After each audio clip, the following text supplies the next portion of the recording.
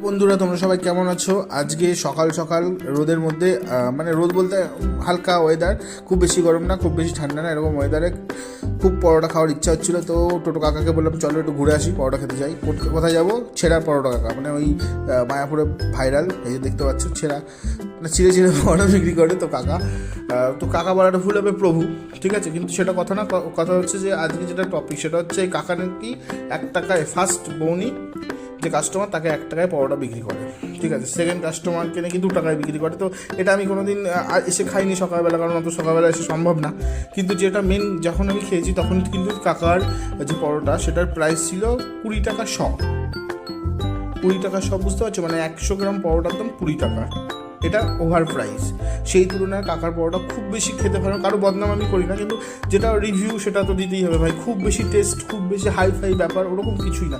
Normal পরোটা, ছেঁড়া পরোটা, হয়তো বাকি দোকানের থেকে কমই কোয়ালিটি, কিন্তু এটা ভাইরাল যেহেতু, ঠিক আছে, কিন্তু ওভার প্রাইস বলে মনে হলো। 20 টাকার সহ মানে অত্যাধিক বেশি।